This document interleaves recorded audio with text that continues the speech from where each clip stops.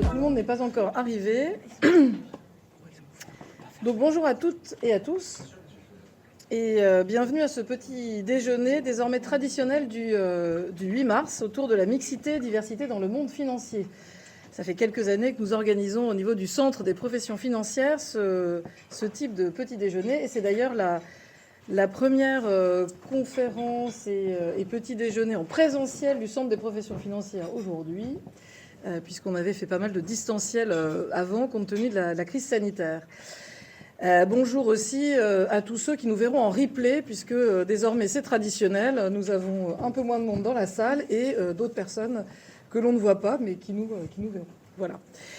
Alors, pour cette table ronde d'aujourd'hui, nous avons, et je pense que les intervenants se présenteront également autour de la table, Ariane Chazelle, qui est membre du directoire de l'agence France Locale, Faustine Fleuret, qui est présidente de l'ADAN, qui est l'Association pour le développement des actifs numériques.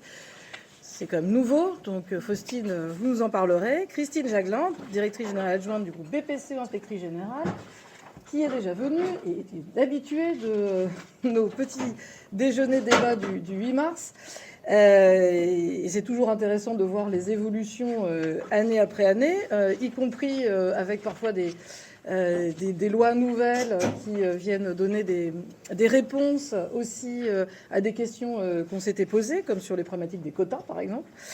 Et puis Véronique Pac-Carol, directrice générale déléguée de Orange Bank. Donc je pense que le panel est assez complémentaire pour parler de ce sujet aujourd'hui. Je rappelle donc que le Centre des professions financières est une association dont la vocation est de comprendre et faire comprendre les professions financières et leurs évolutions, ce qui me paraît aussi très bien par rapport aux évolutions entre la banque traditionnelle et les cryptoactifs. Nous avions mis ça dans le titre d'aujourd'hui pour cet événement. Alors, que s'est-il passé de nouveau ? On parlera de la loi Rixin, parce qu'aujourd'hui, effectivement, nous avons depuis décembre une nouvelle loi qui vise à accélérer la participation des femmes à la vie économique et professionnelle, avec des mesures comme l'obligation de verser le salaire sur un compte bancaire dont le détenteur ou le codétenteur est la salariée ou le salarié directement.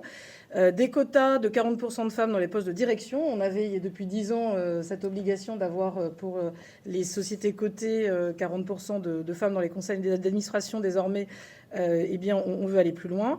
Et puis aussi, côté universitaire, un index de l'égalité dans l'enseignement supérieur avec les jurys de sélection pour l'accès à l'ensemble des formations du supérieur qui devront comprendre au moins 30% de femmes.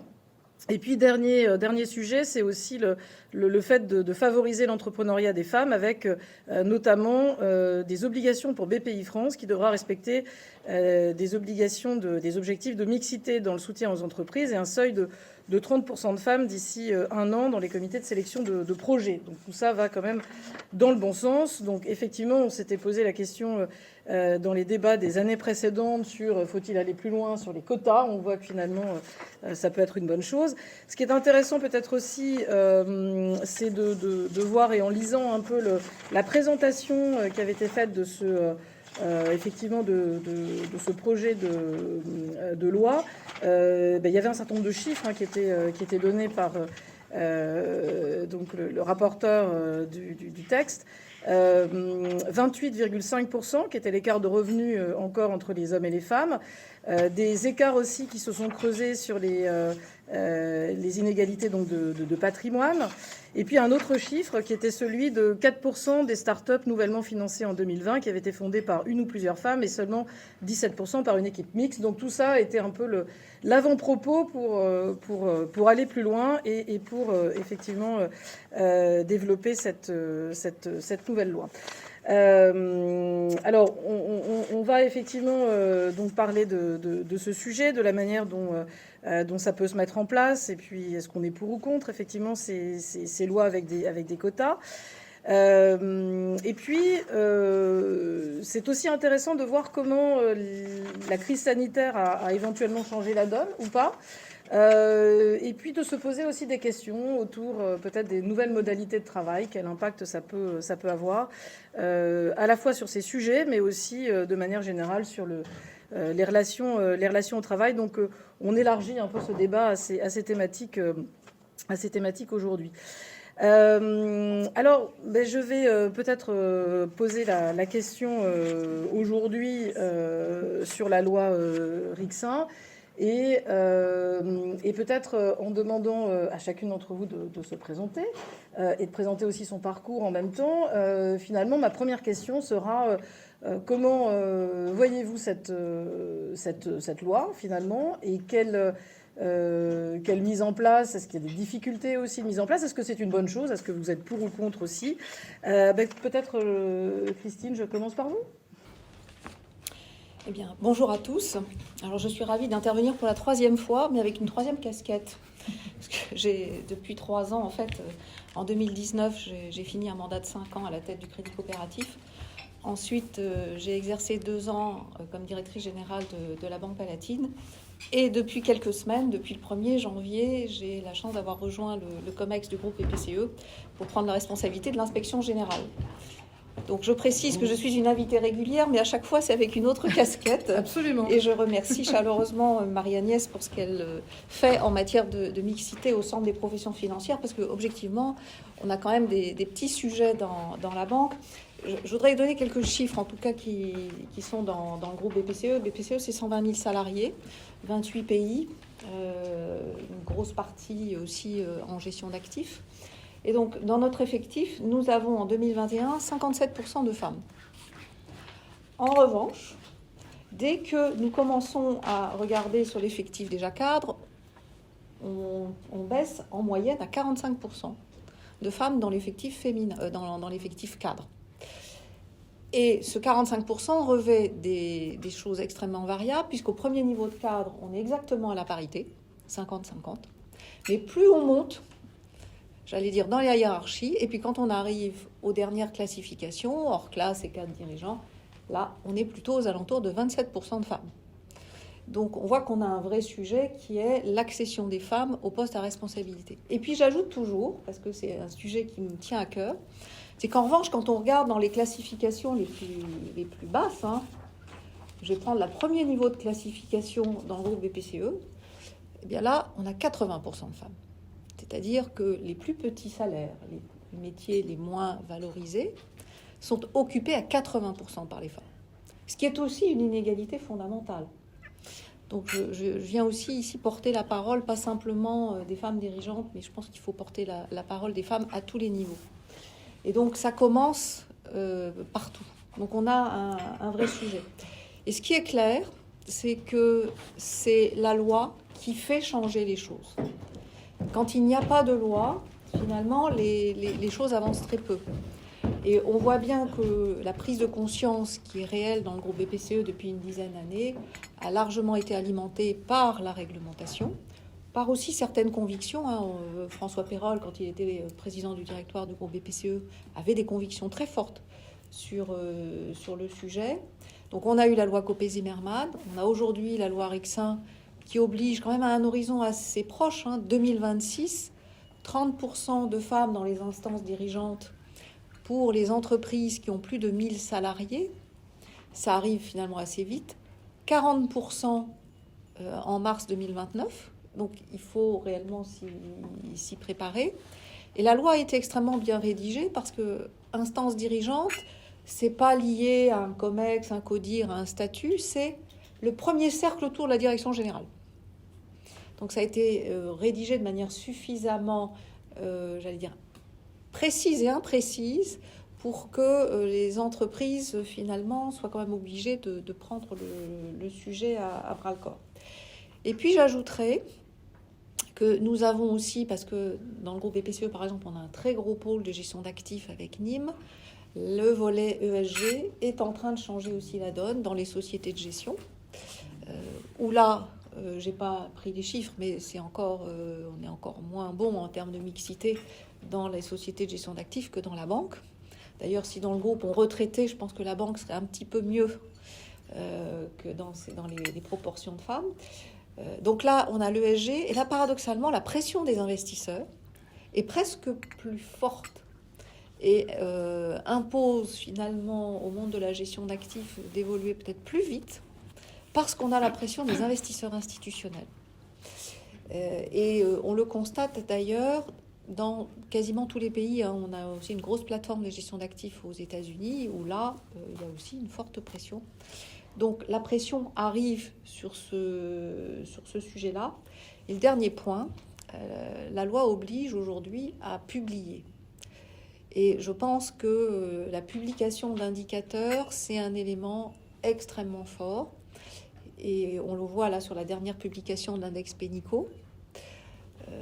Et ce qui est intéressant, c'est qu'on voit qu'on a des entreprises qui ne veulent pas publier. Pourquoi ? Parce qu'évidemment, les chiffres sont pas bons du tout.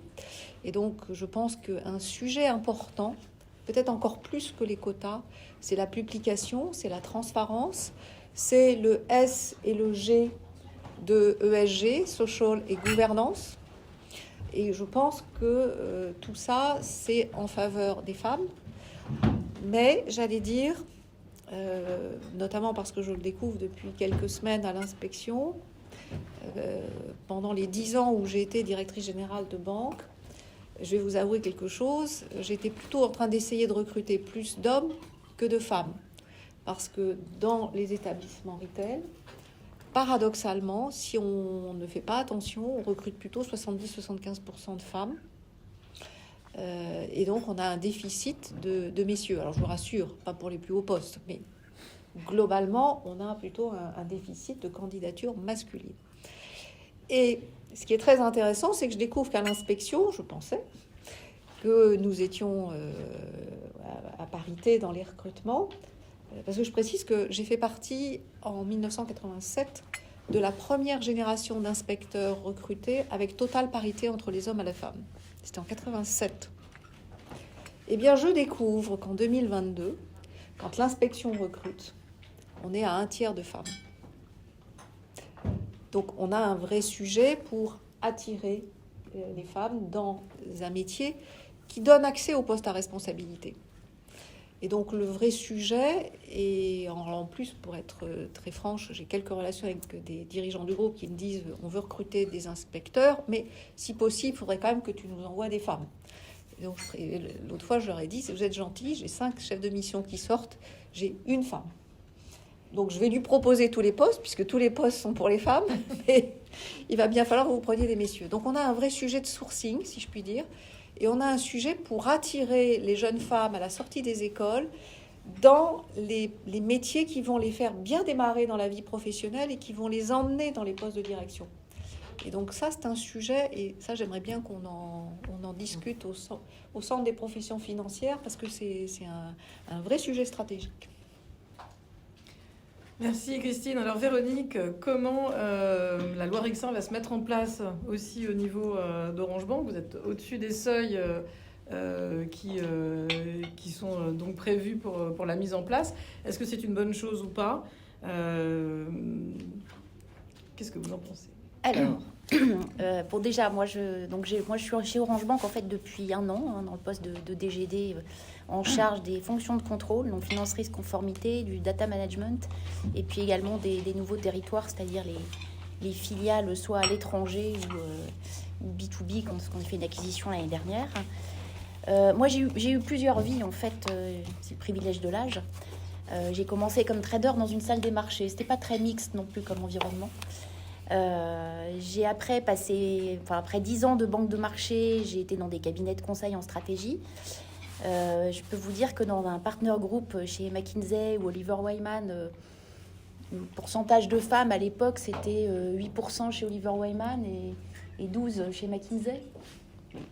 Donc voilà, je dirais que j'ai été habituée à des environnements où la mixité était exactement ce que dit Christine, dans les couches du bas correctes, enfin pas mixtes, mais peut-être 1/3 de femmes, et dans les couches du haut, tombant plutôt autour de 10-15%.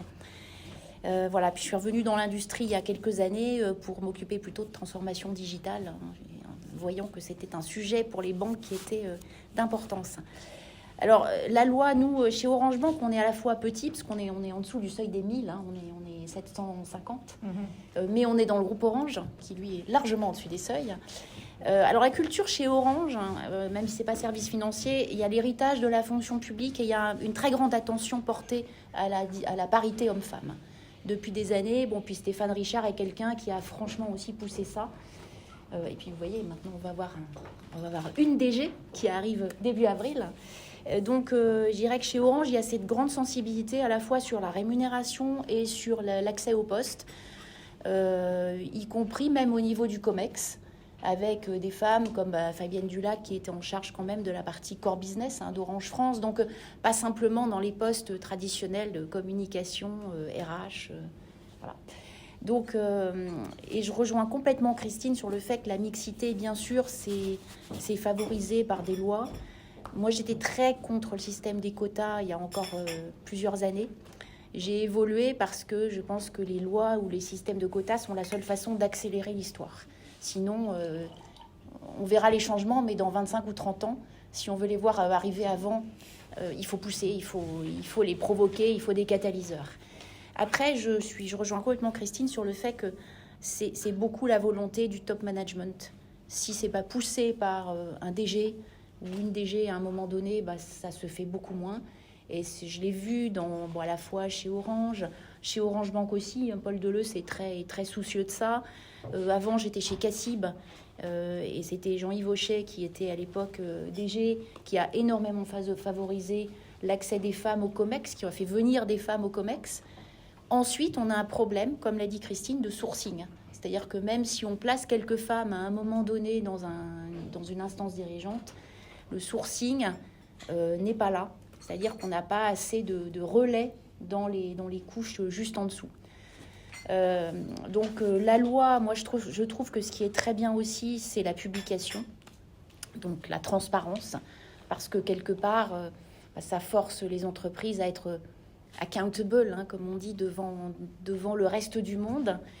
Alors pour autant, par exemple nous chez Orange Bank, on n'est pas encore là où on voudrait être, dans le comité de direction, on n'est pas encore à l'objectif. Ça progresse et on le fait progresser. Notre index d'égalité, alors par contre on est très vigilant sur tout ce qui est rémunération.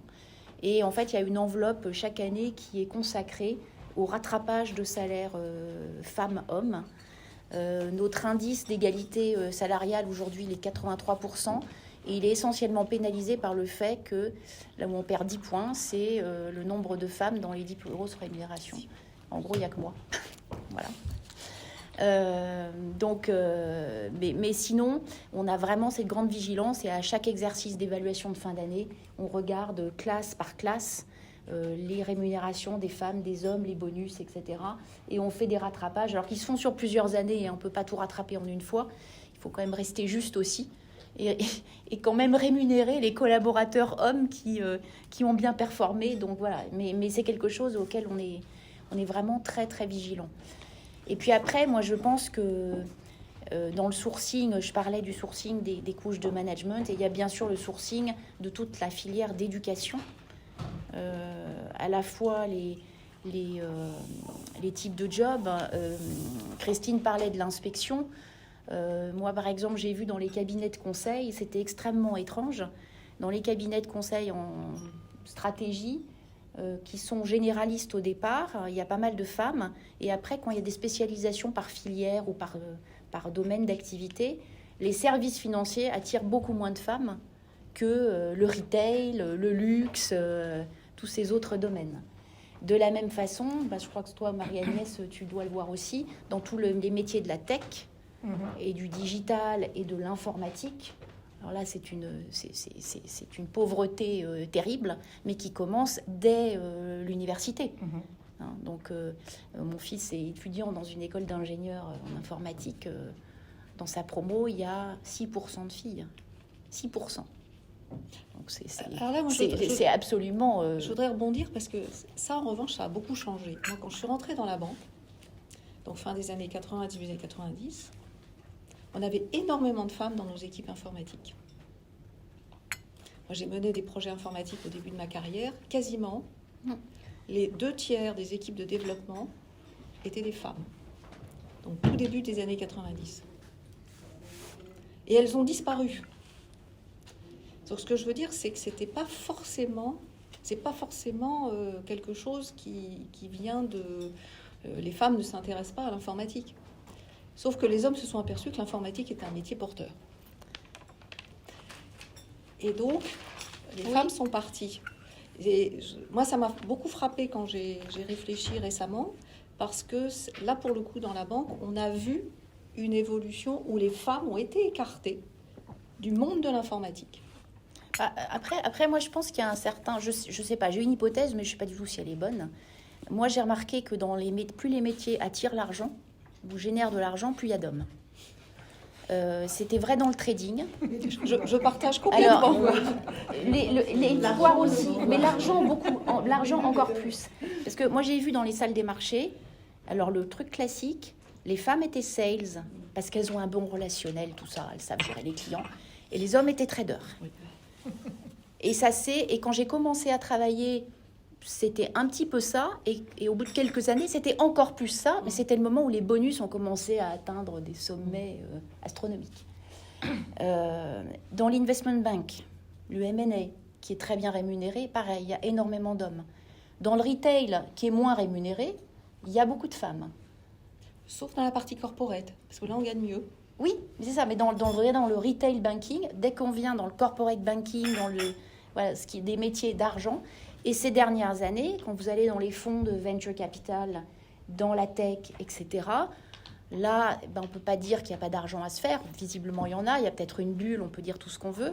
Mais je constate qu'il y a énormément d'hommes, quand même, qui lèvent plus de fonds, etc. Et là, il y a un article dans Les Échos ce matin sur la French Tech, où on dit l'égalité, les salaires hommes-femmes, il y a 23% d'écart. Alors, si on enlève la tech, là, il y a beaucoup moins. Ok, parce que la tech est bien payée. Mais c'est un petit peu ce que dit Christine. Hein. Donc effectivement, moi j'ai un peu l'impression, mais encore une fois c'est une hypothèse, je veux pas la généraliser. J'ai quand même l'impression que les femmes en moyenne sont peut-être moins intéressées par l'argent, les hommes plus. Et puis le delta se fait un peu naturellement. Hein. Peut-être les hommes poussent un peu, mais les femmes ne se battent pas non plus pour y entrer à ce moment-là, parce que c'est peut-être pas ce qui les intéresse le plus. Voilà, donc en tout cas, sur la loi, moi je pense que c'est une bonne chose. C'est dommage qu'on doive en arriver là, mais c'est sans doute une bonne chose comme facteur d'accélération, en fait. Même si c'est ce que je disais à Agnès, hein, quand j'étais en prépa, j'ai eu comme colle une fois un sujet de colle qui était « Êtes-vous pour ou contre une journée de la femme ?» Alors j'ai dit que j'étais contre. D'abord, je trouvais que c'était plus facile à défendre quand on était une femme dans un exercice de colle. Ça maximisait la note, mais surtout, j'ai répondu, mais on n'est pas des handicapés, on n'a pas besoin d'une journée de la femme. Enfin, je veux dire, Bon, j'ai un peu changé d'avis parce que je vois aussi ces jeunes femmes chez les talibans qui n'ont même pas accès à l'éducation, et ça, je trouve que c'est un vrai drame. Et c'est pour ça que le vrai combat, pour moi, il est aussi au tout début de la vie, hein, dans l'éducation qu'on peut donner. Chez McKinsey, vous savez que McKinsey était assez actif sur tout ce qui était autour des femmes avec Women Matter. En interne, pour enrôler un petit peu les partenaires dans la cause des femmes, la cible préférée, c'était les hommes qui avaient des filles en âge de faire leurs études supérieures. Parce que ces partenaires étaient très soucieux que leurs filles réussissent dans la vie. Et donc, en fait, ils étaient très, très pro-cause des femmes. Donc, c'était un levier très puissant. Voilà, donc je pense que c'est aussi beaucoup autour de tout ce qui est l'éducation, parce qu'il y a énormément de biais cognitifs implicites qu'on ne réalise pas du tout dans la vie de tous les jours et qui entretiennent aussi ce terrain. Voilà. Merci Véronique. Donc, plutôt pour les quotas, finalement, quand même. Alors, oui, à regret. Ariane, peut-être effectivement votre parcours aussi, parce que vous avez justement eu une éducation plutôt scientifique, du coup. Donc, est-ce qu'on avait les mêmes pourcentages un peu faibles de femmes au cours de vos études? Et puis, qu'est-ce que vous pensez aussi de cette loi? Alors, pour AFL, vous en parlerez, ça ne s'applique pas compte tenu du nombre aujourd'hui d'effectifs, la loi Rixin, mais enfin, on est peut-être dans cet esprit quand même là aussi chez AFL. Merci Marie-Agnès. Oui, effectivement, donc moi je suis membre du directoire de l'AFL en charge des engagements des risques, contrôle. L'AFL c'est quoi? C'est une banque qui a été créée il y a 6 ans, 7 ans, qui était donc une start-up il n'y a pas très longtemps, et qui finance les collectivités locales. Donc, les actionnaires sont des collectivités locales et qui financent les collectivités locales. On est arrivé à l'équilibre l'année dernière, aujourd'hui on doit avoir à peu près 7 milliards de taille de bilan, et on prête à peu près 1 milliard d'euros par an à un certain nombre de collectivités locales. Alors, quand on regarde, parce qu'avant de venir, j'ai regardé les chiffres en me posant la question de savoir si, si c'était significatif et comment il fallait regarder ce sujet-là. Alors d'abord, on le regarde, le sujet, quand bien même la loi Rixin ne s'applique pas, on le regarde pour des raisons évidentes, qui sont que quand on lance une activité, donc il y a 7 ans, la pression des investisseurs, de la société civile, elle est là. Et on peut difficilement, et c'est peut-être une des raisons pour lesquelles j'ai été approché pour être membre du directoire, on ne peut pas démarrer une activité, même il y a 6-7 ans, en oubliant le sujet de la mixité. On regarde aussi le sujet tout en se disant que à 40, parce qu'on est quand même pas très nombreux, à 40, il n'y a rien de représentatif dans notre effectif. Néanmoins, les tendances que moi j'identifie sont les tendances dont vous avez parlé, Véronique, Christine, à savoir que, donc moi je suis au directoire, il y a 1/3 de femmes dans la banque, et les N-1 du directoire sont majoritairement sont des hommes, en fait. On a en fait, et autre sujet qui moi m'ennuie, les fonctions finance et risque que je regarde beaucoup, en fait sont majoritairement masculines. Mes équipes sont mon équipe est intégralement masculine. Donc un vrai sujet. Alors au-delà de la question de la mixité, qui est finalement une question qui moi me concerne en tant que citoyenne, je me suis posé quand même aussi la question de savoir ce que ça pouvait et ce que ça devait apporter à l'organisation. Et là, c'est plutôt la diversité, mon sujet, en fait. C'est-à-dire, quand on lance une activité, avec les difficultés que ça peut avoir, la multiplicité des parties prenantes à qui il faut parler, hein. On lève beaucoup d'argent auprès des marchés financiers, on a besoin d'avoir une crédibilité vis-à-vis du régulateur bancaire. Nos clients et nos actionnaires sont des collectivités locales. On doit parler en fait à des milieux très différents et à des parties prenantes qui ont des préoccupations très différentes. Notre sujet, c'est vraiment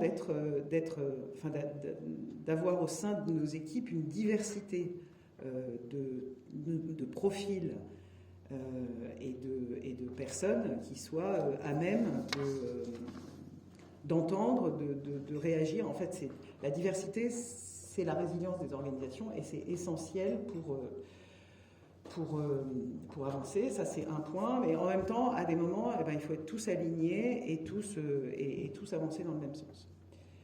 Bon, quand on dit diversité et qu'on se voit autour de la table, je ne suis pas sûre qu'on soit tous... que nos profils soient très différents. Hein. A priori, il y a beaucoup de dirigeants d'établissements bancaires qui sont plutôt CSP+, et plus parisiens que issus de minorités, mais néanmoins c'est essentiel, enfin selon moi essentiel de travailler ce sujet de la diversité.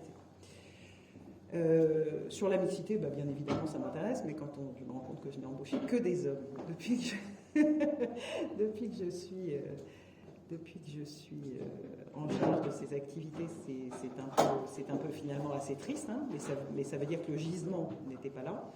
Et effectivement, comme vous le disiez, dans les métiers finance et risque, le gisement n'est pas là. Et quand je regarde effectivement mes études ou mon passé, hein, moi j'ai fait des études scientifiques, comme le disait Marie-Agnès. À l'école polytechnique, il devait y avoir 10% de femmes, à l'ENSAE, il n'y en avait pas tellement plus. Après, je suis passé par les marchés financiers, enfin Natixis, les Front, mis à part c'était pas des milieux très féminins. Et effectivement, effectivement, c'est dommage. Donc la loi, oui, non. Nous, on s'est appliqué Copé-Zimmermann dès le démarrage, alors qu'on n'était pas obligé de le faire, mais parce que au-delà de la conformité à des réglementations, les attentes de la société sont telles qu'il faut se plier en fait aux évolutions sociétales. À titre personnel, je suis ravie d'avoir à notre board 40% de femmes, parce que je trouve que ça apporte une diversité d'approches qui est tout à fait intéressante, sans faire d'essentialisme, de dire que les femmes sont plus comme ci, les hommes plus comme ça, mais ça ajoute de la diversité. Et ça, c'est quand même très, très positif. Et pour ou contre le mettre dans la loi, pour notre génération, enfin, je ne sais pas si on est tous de la même génération, enfin, pour notre génération, les quotas, ça a toujours été un souci. Hein. On a voulu réussir par les études et être jugé par nos réalisations et nos succès et notre travail, en fait. Hein. Donc le sujet des quotas, c'est toujours un sujet qui nous a un peu, il y a 10 ans, peut-être 15 ans, qui a toujours chiffonné, je pense, cette volonté d'être jugé comme les autres. Maintenant, quand on regarde ce qui marche, il faut être pragmatique. On a l'impression que c'est les quotas, quoi. et donc il faut y aller. Voilà. Merci Ariane. Faustine, alors vous représentez un peu la jeune génération aussi, et puis aussi l'innovation avec les cryptoactifs. Qu'est-ce que vous en pensez? Et puis votre parcours aussi. Alors oui, merci Marie-Agnès, bonjour à tous. Alors je m'appelle Faustine Fleuret, je suis présidente de la DAN. C'est une association qui représente les entreprises des cryptoactifs. Et j'ai fait mes études plus le début de ma carrière dans la finance. Donc je pense que j'ai traversé effectivement des milieux très très masculins. Ce qui est assez étonnant pourtant, c'est que quand j'étais en Master 1 puis Master 2 Banque Finance à la Sorbonne, il y avait plus de filles que de garçons dans la promotion. Mais derrière, ensuite, la diversité, je pense, de destination des femmes de mon master était beaucoup plus réduite, finalement, que les hommes qui sont allés dans beaucoup de domaines de la finance différents. Donc l'association représente le secteur. On est, pour parler des lois et de mesures qu'on peut mettre au sein de l'entreprise, on n'est pas forcément mieux à même pour en parler, parce qu'on a commencé à 2,5, moi plus l'ancien président. Maintenant, on est à 5 personnes, 5 permanents au sein de l'association, 2 femmes, 3 hommes. Donc on essaye, même si c'est pas forcément intentionnel, hein, mais de maintenir, parce que c'est important, la diversité et des points de vue et en fait des codes qu'on peut avoir. Néanmoins, si je peux donner des chiffres intéressants sur le secteur, on a mené une petite étude il y a quelques semaines sur le secteur des cryptoactifs en France et l'adoption par les Français des cryptoactifs. Et dans le cadre de cette étude, on a pu montrer quelques chiffres, notamment au niveau des investisseurs en cryptoactifs. Alors on sait qu'il y a 52% de femmes dans la population française. Les investisseurs femmes en cryptoactifs, c'est 40%. Donc c'est moins que cette proportion de la population, ce qui nous a quand même surpris parce qu'on s'attendait quand même à moins. Et elles sont 43% à vouloir investir. Donc on est plutôt assez optimiste dans ce sens-là au niveau de l'investissement. Au niveau de l'emploi, en revanche, c'est extrêmement plus pessimiste comme constat. On a très très peu de femmes dans les entreprises crypto. Alors en plus, ça a été dit, plus on monte, plus on va sur des postes de CEO, plus on regarde au niveau de ceux qui font les entreprises, le moins on va trouver de femmes. Et effectivement, dans la crypto, je trouve que ce qu'on peut observer est d'autant plus exacerbé. Et d'ailleurs, c'est ce que nous remontaient les personnes dans cette étude, au niveau du recrutement, il y a très très peu de profils féminins qui sont proposés. Alors ça peut s'expliquer par différentes raisons. Alors d'une part parce qu'il y a beaucoup de postes qui sont ouverts pour des profils très techniques de développement forcément dans cette filière. Et effectivement, ça se vérifie. Hein. Même moi qui ai fini mes études il y a 5 ans, j'ai pu l'observer du coup il n'y a pas très très longtemps. Dans les filières ingénieurs, dans les filières informatiques, il y a encore très très très peu beaucoup moins de femmes que d'hommes. Donc effectivement, par rapport à l'offre aujourd'hui dans les entreprises crypto, où c'est principalement des postes tech, forcément, on a encore moins de répondants en face par des femmes. Mais en plus, je pense que les femmes sont perçues sur des postes très particuliers, où on les attend sur des postes très particuliers. On va les attendre beaucoup sur des postes, par exemple, de conformité ou juridique. Et autant au niveau de ces entreprises-là, que même au niveau, et c'est pour ça que j'en parlais au début, des études, quand j'étais en master, c'est vrai qu'on nous orientait très très vite sur ce genre de poste, comme si c'était plus approprié à un profil féminin, d'aller sur de la conformité, d'aller sur du juridique, d'aller sur l'audit, que vers des postes où on va peut-être avoir une appétence au risque nécessaire plus importante. Et là, je pense que cette appétence au risque et cette prise de risque, elle nous vient plutôt, en tout cas me concernant, même du foyer, donc culturellement, et de l'éducation, où on est, je pense, en tant que femme, beaucoup moins amenée à considérer de la prise de risque. Et donc en plus, dans un milieu très nouveau, qu'est celui des cryptoactifs, qui a un tout petit peu plus de 12 ans, forcément, on va être encore moins incité à aller là-dedans. Et du coup, sur le panorama de l'industrie crypto, le dernier chiffre très intéressant, mais qui est même plus tech, un peu plus général, c'est effectivement sur les femmes comme porteuses de projets et quand elles vont chercher à lever des fonds. Effectivement, quand on regarde, il n'y a aucune équipe de cofondatrices 100%, donc 100% de femmes qui ont levé plus de 50 millions d'euros, quand on a 92% d'équipes 100% masculines qui ont fait ces levées de plus de 50 millions d'euros dans la French Tech. Donc c'est quand même assez symptomatique qu'une fois, en plus, qu'une femme va se lancer dans l'entrepreneuriat, ce qui n'est pas forcément en plus...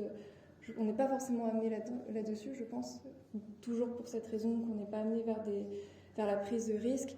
On voit les freins, disons, culturels derrière en plus quand il faut se lancer et donc on est découragé. Dans le risque, c'est justement ça, c'est d'être découragé parce qu'effectivement, quand on arrive sur le secteur crypto, moi j'y suis arrivée il y a 5 ans aujourd'hui, on voit très très peu de femmes. Donc il y a une sous-représentation de toute façon en général des femmes dans le secteur crypto. Mais le risque, c'est d'être assez paresseux et de ne pas chercher, parce qu'en fait, sous-représentation, pour moi, ne veut pas dire non-présence, parce qu'il y a beaucoup de femmes. Moi, je travaille avec beaucoup de femmes au sein de l'association, il y a beaucoup d'adhérentes qui travaillent activement, mais c'est vrai qu'on les voit très très peu. Et l'autre risque pour moi, c'est que dès qu'on en voit, en fait, on se tourne vers ces femmes-là et qu'on ne cherche pas forcément d'autres profils féminins, parce qu'on va se dire, ah bah, j'ai trouvé mes cautions féminines dans le secteur.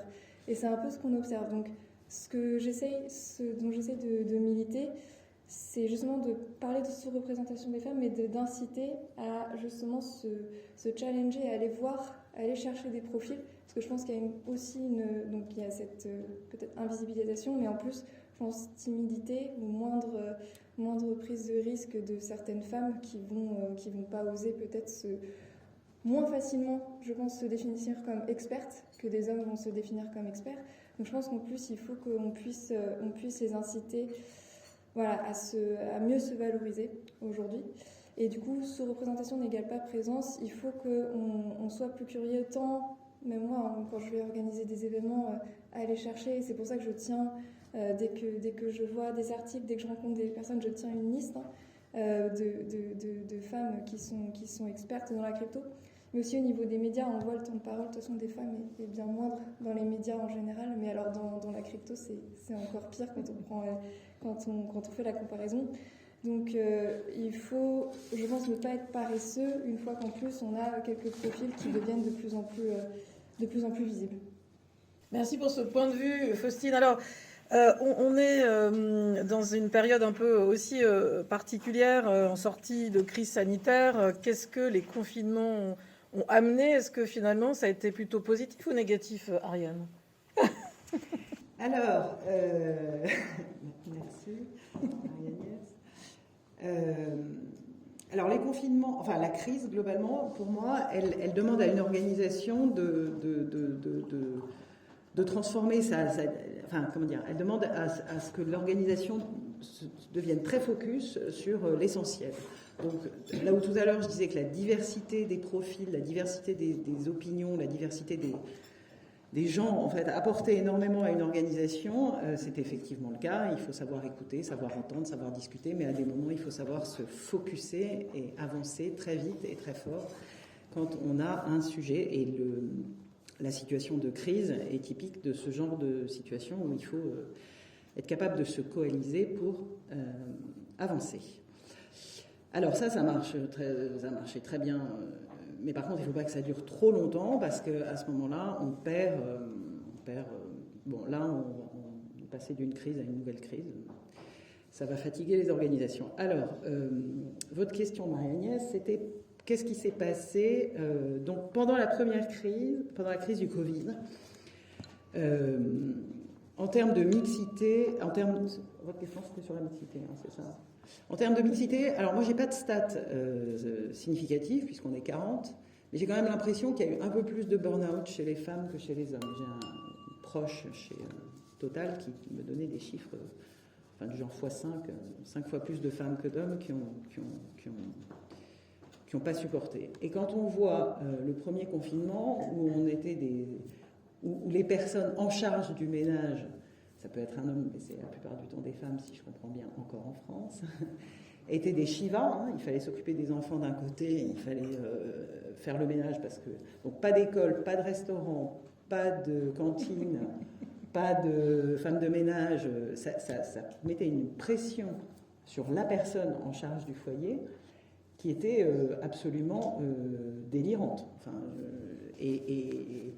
et je ne doute, le fait qu'il y ait, je ne sais pas si c'est 5, enfin je n'ai pas les chiffres, peut-être Christine ou Véronique les ont sur des organisations un peu plus importantes que la mienne, ça ne m'étonnerait pas que beaucoup de femmes n'aient pas supporté. Alors après, la phase qui suit, en fait, c'est le télétravail et c'est le développement de modes de fonctionnement. Alors moi, je suis assez perplexe, en fait, pour les raisons qui ont fait que la première phase aurait généré un certain nombre de burn-out un peu plus fréquents chez les femmes que chez les hommes. Pourquoi je suis perplexe? Mais parce que c'est terriblement séduisant, le télétravail, en fait. C'est absolument séduisant pour une personne qui gère une maison, j'ai 4 enfants, qui gère une famille, ou qui les gère de près ou de loin. Hein. Vous avez le plombier, la machine à laver, et vous avez cette capacité absolument fabuleuse de pouvoir mener finalement tout de front. Et donc c'est très séduisant. Mais moi j'en vois vraiment, je pense que c'est de la séduction diabolique. Si on ne fait pas attention, on risque de tomber dans les écueils qu'on a rencontrés pendant la crise, à savoir que c'est trop dur en fait. C'est trop dur de tout faire. Pascal Pic cite dans son livre Le télétravail et le chimpanzé, ou le chimpanzé et le télétravail, cite l'anecdote suivante, c'est que pendant la révolution industrielle, un certain nombre de femmes ont récupéré des machines à coudre, enfin on a inventé la machine à coudre et on a donné des machines à coudre à des femmes, et pour tenir les cadences, pour tenir les objectifs en fait qu'on leur donnait, ces femmes en arrivaient à droguer leurs enfants. Donc je pense que ça peut alors c'est très extrême hein, comme exemple, mais je pense que ça peut illustrer les dérives auxquelles on peut être confronté à vouloir trop en faire. Et dernier point, le télétravail, et donc je rebondis sur la sérendipité, le télétravail, selon moi, atrophie un certain nombre de modes d'échange qu'on a. La sérendipité, c'est le fait d'avoir une discussion. Alors c'est pas ça, hein, c'est l'aspirine, c'est la façon avec laquelle l'aspirine a été découverte ou la dynamite, c'est-à-dire par hasard.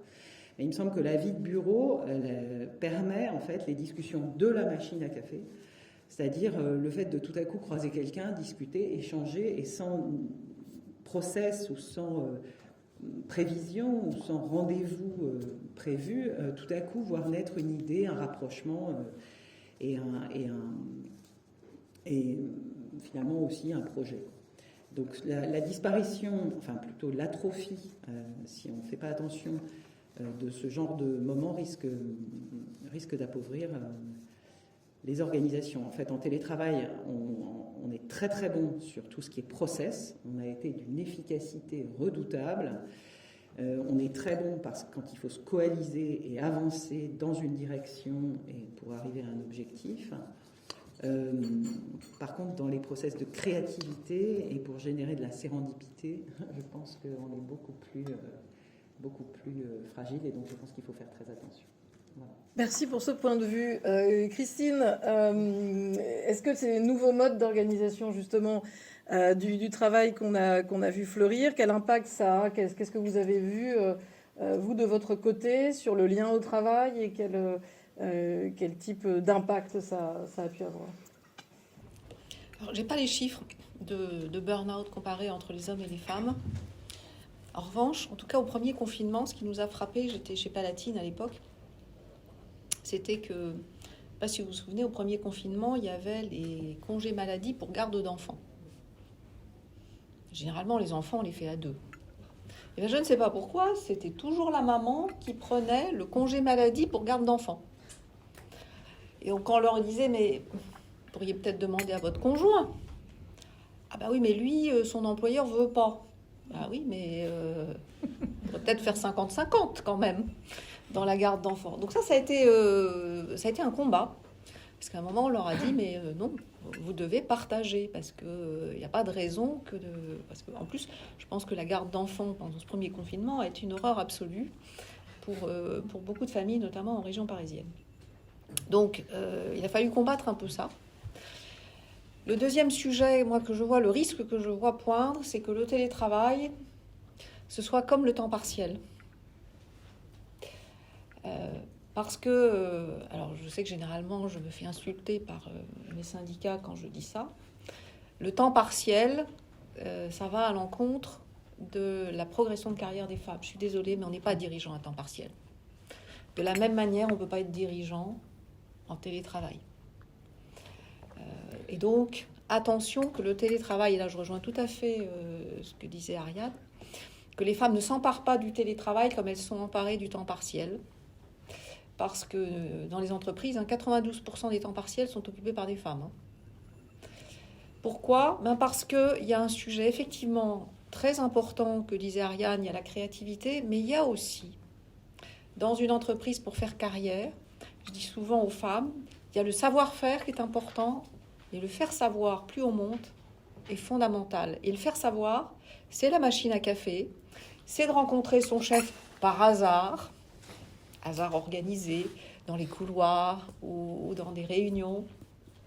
Et ça, je dis attention aux femmes de ne pas effectivement s'emparer du télétravail, qui effectivement apporte une souplesse d'organisation dans la vie privée, vie professionnelle extraordinaire.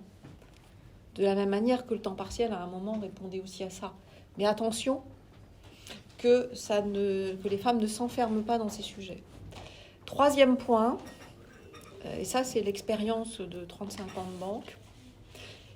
En tout cas, dans le métier de la banque, le métier, il ne s'apprend pas qu'en théorie, c'est un métier de relation, c'est un métier humain. Moi, ce que j'ai constaté, c'est notamment dans la banque retail, mais aussi dans la banque corporate. Quand on met les gens ensemble, un jeune et un senior, généralement, on apprend plus vite quand on est dans le même bureau. Donc, ce n'est pas à distance. Je l'ai constaté aussi à l'inspection générale. Quand je suis arrivée, pendant 2 ans, l'inspection a fait beaucoup de télétravail. On sent que l'apprentissage n'a pas été de même niveau que quand on était en travail d'équipe, côte à côte, dans les mêmes bureaux pour mener des missions. Et donc, je rejoins aussi tout à fait ce que dit Ariane. Ce n'est pas simplement une problématique de créativité, c'est aussi une problématique de formation des plus jeunes. Et donc, le télétravail, oui, à petite dose, est bien réparti entre les hommes et les femmes. Il y a des métiers aussi où on s'est aperçu que le télétravail n'était pas du tout adapté. Et ça, il faut savoir le reconnaître. Et puis, je voudrais aussi, pardonnez-moi, là, c'est peut-être mon côté un petit peu social, c'est, vous savez, les salariés de la première ligne. Ceux qui sont allés au travail quand il n'y avait pas de masque, qu'il n'y avait pas de protection, qu'il n'y avait pas de gel. Je pense qu'il y a eu beaucoup de femmes dans la grande distribution, dans les hôpitaux. Je pense que les femmes ont montré qu'elles pouvaient être en première ligne. C'est elles qui allaient prendre les transports au pire moment de la crise. Ne l'oublions pas. Donc on a été contents de les avoir. Et un dernier sujet, moi, qui m'a choquée, je vais peut-être être un peu iconoclaste, dans la guerre qui s'est déclenchée entre la Russie et l'Ukraine, qui est une horreur absolue. Mais moi, j'ai été choquée que le président de l'Ukraine n'appelle que les hommes à prendre les armes. Je suis désolée, mais à un moment, nos intérêts sont communs entre les hommes et les femmes. Et il faut aussi qu'on soit associé à ce genre de choses. Et je ne comprends pas qu'on n'ait pas appelé la totalité de la population à défendre son pays. Parce que je trouve que ça fait aussi partie, pour nous les femmes, de sujets importants. Merci Christine. Véronique, est-ce que tu partages ce point de vue sur le télétravail, les nouveaux modes d'organisation et l'impact que ça peut avoir sur la créativité, l'innovation voilà. Alors déjà, moi je ne partage pas le point de vue de Christine qui est qu'on ne peut pas être dirigeant à temps partiel, puisque je le suis. Bon, à 90%, c'est pas un gros temps partiel. Non, mais je le suis parce que j'ai des mandats d'administratrice indépendante et du coup, j'ai voulu que les choses soient claires et que voilà, j'ai mon 90% de job à temps quasi plein. Et puis, j'ai du temps pour mes mandats. Voilà, je suis administratrice dans une banque en Géorgie où je pars demain. Voilà. Ils ont déjà été envahis en 2008. Oui, mais ça peut revenir. Hein. Mais pour l'instant, les Russes sont occupés de l'autre côté et voilà. Et je traverse la mer Noire pour y aller, donc ça va. En fait, moi, là où je suis un peu en désaccord avec Christine, c'est que, si je puis me permettre, c'est pas parce que il y a un schéma qui a été établi par les hommes qu'il faut absolument jouer exactement le même jeu si on veut réussir quand on est une femme. Et moi, j'ai été frappée quand j'étais notamment dans le conseil. Il y avait des femmes partenaires. C'était souvent des anglo-saxonnes d'ailleurs, hein, qui vraiment jouait l'archétype de l'alpha male, mais version féminine. Et les jeunes consultantes me disaient, mais Véronique, moi, je me projette pas comme partenaire, j'ai pas envie de ressembler à cette personne. Donc, il faut faire attention aussi. Moi, je pense que, voilà, on est ce qu'on est, et on peut réussir aussi avec ses propres atouts. Peut-être qu'il faut accepter que ça prendra quelques années de plus. Ok. Bon, dans une vie qui fait quand même plus de 40 ans de vie professionnelle, si on perd 2-3 ans, c'est pas forcément dramatique. Mais moi, je pense qu'il faut quand même... c'est très important de rester authentique, de rester soi-même, et voilà, et de combattre avec les armes qu'on a envie, qu'on choisit aussi. Donc voilà, c'est le petit bémol que je veux montrer. Il y a, je dirais, des archétypes. Alors après, tous les hommes sont pas comme ça, toutes les femmes sont pas comme ça, mais c'est vrai qu'il y a un peu des archétypes. Et je pense que, voilà, moi, j'ai jamais été, en tout cas, pour les archétypes. Après, sur l'impact du télétravail, j'ai pas vraiment de stats, en fait, sur hommes versus femmes. Je pense que, comme dit Christine, la période où les gens qui avaient des jeunes enfants pendant la période de confinement, mais j'ai vu aussi des hommes pour qui disaient mais j'en peux plus parce qu'ils aidaient quand même leurs femmes, etc. Donc peut-être qu'il y a, moi j'ai pas suffisamment de stats pour dire que ça a plus touché les hommes et les femmes. Ce qui est sûr, c'est que ça a beaucoup touché les familles avec les jeunes enfants, et puis ça a aussi beaucoup touché les célibataires. Moi j'ai vu des jeunes dans les équipes, hommes comme femmes, qui vivaient dans leur studio, qui avaient un mode de vie où ils avaient une vie sociale importante. Ils se sont retrouvés confinés chez eux, pouvant pas être avec le petit ami ou la petite amie qui habitait pas au même endroit, etc. Et franchement, pour ces gens-là, on n'en parle pas forcément beaucoup, mais ça a été très dur aussi. Moralement, ça a été très compliqué. Après, le télétravail, moi j'ai trouvé intéressant aussi toute la période après les confinements où on s'est dit, bon, il va falloir passer un accord sur le télétravail. On s'est réunis au niveau du CODIR, on a dit comment on va faire. Et là, c'était assez drôle. On a vu les différences de style de management entre les gens qui disaient non, moi je veux pouvoir contrôler mes équipes, donc le télétravail c'est pas vraiment pas ce qu'il faut pousser, aux managers qui étaient plus dans ben non, j'ai des gens à peu près autonomes et puis finalement ça s'est bien passé et on va pouvoir le faire marcher. Et là aussi, je pense qu'il y a aussi 2 types de population. C'est-à-dire que les gens qui sont pas autonomes, et par exemple ça peut être des back-office, ça peut être le call center. Franchement, le télétravail, c'est compliqué. Parce que ce sont des gens qui ont vraiment besoin d'un management de proximité. Vous regardez un call center en télétravail, un call center qui est physiquement, enfin qui est sur place, la performance, la productivité n'a rien à voir. Parce qu'il y a une émulation de l'équipe, etc. Et là, je suis sensible à l'argument que le manager de proximité dit le télétravail, ça ne marche pas bien. Par contre, sur des gens relativement autonomes, je trouve que ça marche assez bien. Moi, j'ai fait des années de conseil. J'ai été habituée entre 2 rendez-vous à aller bosser dans un café, dans un hall, dans un lounge d'aéroport, d'avoir des conf calls, des trucs. Bon, ça marchait très bien. Mais c'est vrai que c'était des petites équipes très autonomes, avec une culture commune, qui savaient travailler ensemble. Donc c'est ça qu'il faut absolument... Enfin, je pense que pour moi, c'est la condition du succès du télétravail. Et puis, de toute façon, je rejoins ce qu'a dit Christine, le 100% télétravail, bon, là, on l'a fait en temps de crise, mais c'est quand même pas les Teams toute la journée avec 0 respiration. On en rajoute en plus un peu le matin, un peu le soir, parce qu'on n'a pas de temps de transport, donc c'est super. Un peu jusqu'à 20h, on peut faire du Teams sans bouger de sa chaise. On s'autorise encore moins de mouvement que dans une réunion physique. C'est terrible. J'ai vécu ça comme un manque de respiration dans mes journées absolument terrible. Donc je pense que de toute façon, il faut avoir un mode hybride, que le lien social, c'est indispensable. Et la formation d'un collaborateur qui arrive ou d'une collaboratrice qui arrive, c'est indispensable. Ça ne peut pas se faire en Teams. C'est vrai qu'on a vu dans le télétravail des gens, on a repris, on s'est revus, etc. Puis il y a des gens qui sont arrivés, qui ont rejoint l'entreprise, qui ont rejoint la banque pendant le télétravail. Personne ne les avait vus. Et c'est qui, lui ? Ça fait 3 mois qu'il est là. Bon, donc c'est vrai que le lien social, c'est quelque chose d'absolument indispensable. La créativité dans les réunions, clairement, sous Teams, ça n'est pas la même chose. On ne s'autorise à parler que quand on a quelque chose à dire.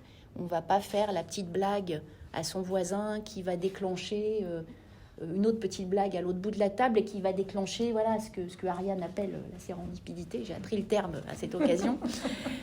Donc effectivement, je pense que de toute façon, le mode hybride est sans doute, avec un pourcentage de présentiel est indispensable. Maintenant, je pense que le télétravail, c'est un acquis. Donc, et la difficulté, c'est parce que j'entendais que on a des collaborateurs, nous, qui nous disent moi j'ai décidé d'aller de m'installer en province et je voudrais passer au 100% télétravail. Au lieu d'être là 2 jours par semaine, je voudrais être là juste 2 jours par mois. Bon, qu'est-ce qu'on fait ? Et qu'est-ce qu'on fait ? Parce que quand c'est un collaborateur de qualité, qu'on n'a pas envie qu'il parte, etc., et il ou elle a des propositions similaires potentiellement dans d'autres entreprises, que fait-on ? J'entendais que Boursorama, ils sont passés en 100% télétravail, alors pas complètement, pas sur toutes les fonctions, mais quasiment. Bon, qu'est-ce qu'on fait ? Donc, il y a quand même le sens de l'histoire, et on peut dire qu'on n'aime pas le télétravail, malgré tout, on peut dire qu'on n'aime pas quand il pleut, mais il pleut.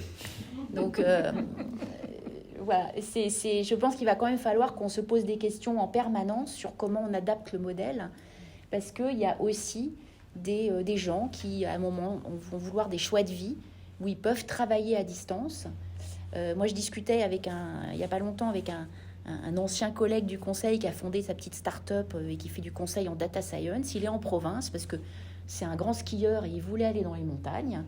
Et puis, sa proposition de valeur, c'était venez travailler chez moi parce que vous pouvez faire des jobs à valeur ajoutée en province avec des loyers moins chers. Aujourd'hui, il nous dit moi, je suis en concurrence avec les boîtes parisiennes qui payent mieux que moi et qui autorise le télétravail. Et donc, du coup, ça va devenir plus difficile pour moi de recruter mes ingénieurs en data science, qui sont quand même plus des profils bien experts, etc. Donc oui, je pense que il y a une reconfiguration des cartes, il faut la prendre en compte, et je pense que ça va rendre le métier de DRH, d'ailleurs, assez passionnant. Enfin, ça le rend assez passionnant pour les prochaines années, parce qu'il y a encore beaucoup de choses à inventer. Et puis, ce qui est important aussi, c'est les rituels. Oui. C'est-à-dire que même en télétravail, il faut des rituels. Et ça, c'est important à maintenir. Que les gens aient une bonne raison de venir au bureau. C'est pas juste pour faire leur boulot. Et le pire, c'est de venir au bureau pour faire des Teams depuis une salle de réunion. Ça, c'est quand même... et en plus, avec un masque toute la journée, parce que... bon.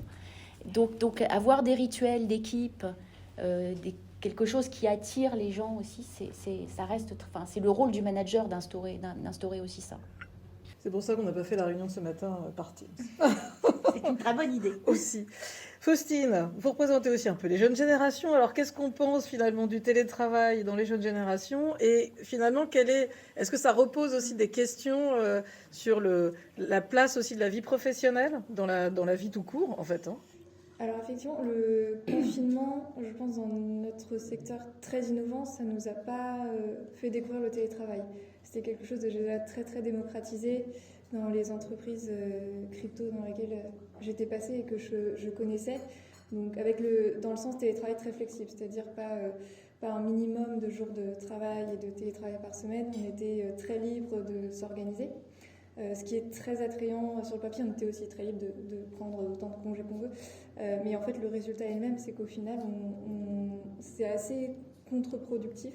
Alors, il y a ceux qui vont faire énormément de télétravail. Effectivement, on ne les connaît même pas. À un moment donné, où on est arrivé il y a 3 mois, puis il y a quelqu'un qui revient et on ne savait pas qu'il était dans la boîte. Et ce qu'on voit, c'est qu'il y a aussi des gens qui ne sont jamais en télétravail. Et je trouve que majoritairement, c'était plutôt les femmes qui étaient souvent en télétravail parce que justement, c'était arrangeant. C'est ce que Ariane vous disiez, c'est que pour l'organisation et la gestion de la charge mentale, finalement, c'était beaucoup plus simple d'être en télétravail. Donc sur nos entreprises très, très avancées sur le télétravail, c'était un problème qui s'était déjà assez bien vu et qui est au final assez contre-productif parce que l'autre effet, c'est qu'on passait énormément de temps sur le lieu de travail du coup. Et énormément de temps avec plutôt une moindre séparation entre justement les moments où on était en télétravail, où on pouvait être sur des moments professionnels et privés, puis aussi au bureau finalement. Les temps étaient assez mélangés, quel que soit finalement le format, parce qu'il y avait la confusion de on est à la maison, est-ce qu'on est en télétravail ou est-ce qu'on est dans la vie privée, et au bureau finalement c'était pareil. Donc on a un peu tout mélangé, je pense, par ce télétravail très très démocratisé, et je pense qu'on apprend de plus en plus, d'autant que maintenant c'est assez généralisé outre ce secteur crypto. Dans le cadre du confinement, très spécifiquement, en termes d'organisation interne, c'était assez facile parce qu'on était 2 à s'organiser, donc ça allait. Ce que j'ai pu constater par rapport aux adhérents de l'association, et surtout aux adhérentes, c'est qu'en fait, elles avaient vraiment 2 journées en une seule. Avec la journée de 8h du matin à 20h, 21h, où en fait, quand effectivement on a les enfants, on a le mari éventuellement.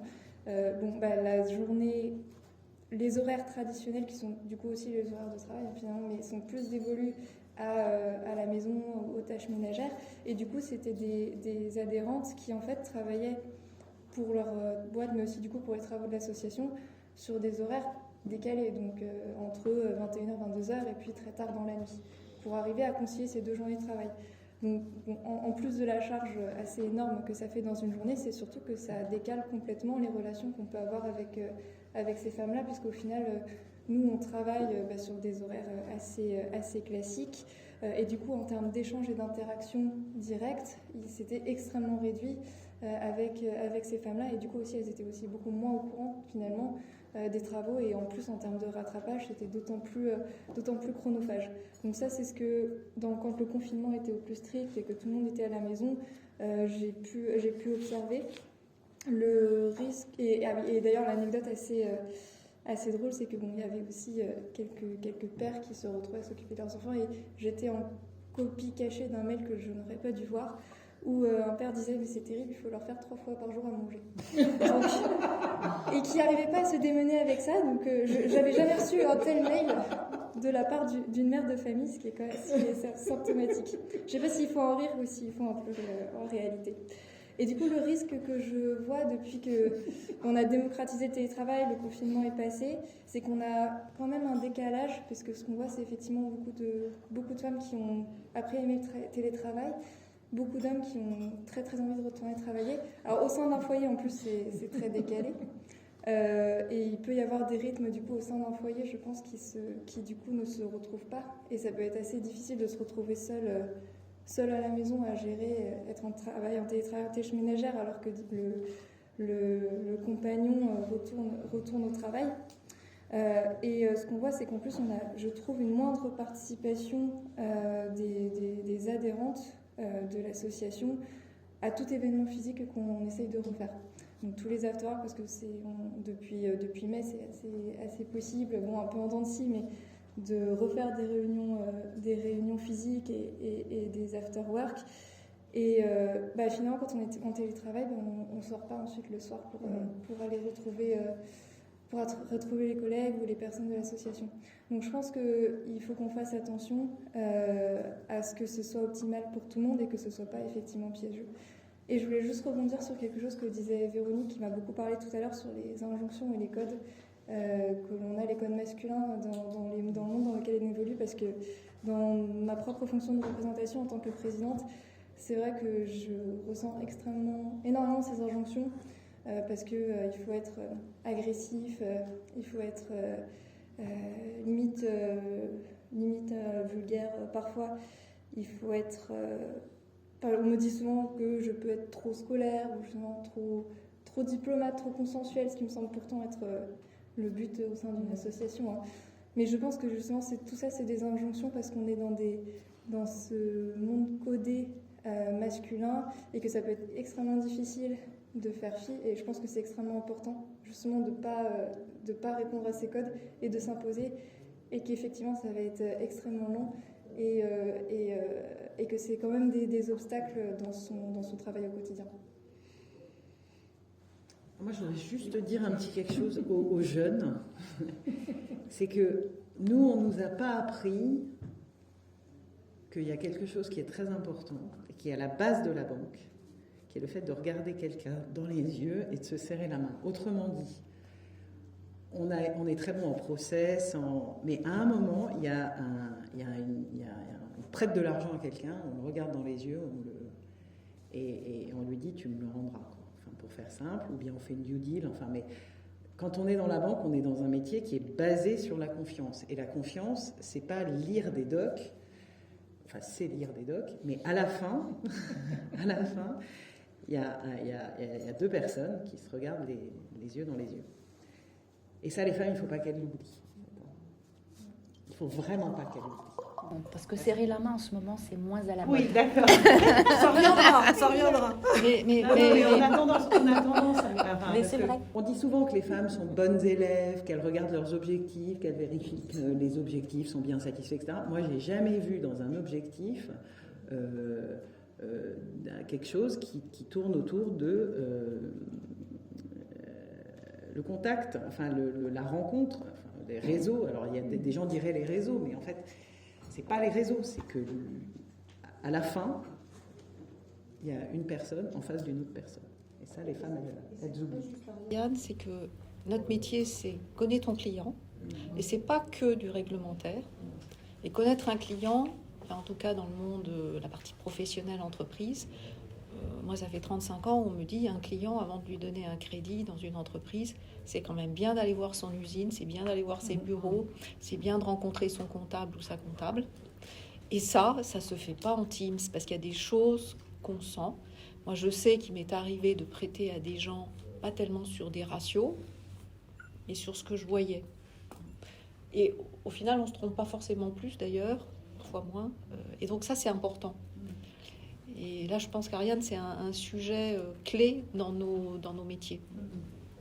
Et c'est très vrai quand on finance de l'entreprise, des professionnels ou autres. Un peu moins peut-être sur la partie retail particulier. Ah bah, dans la banque digitale, le retail, on ne regarde pas son client dans les yeux.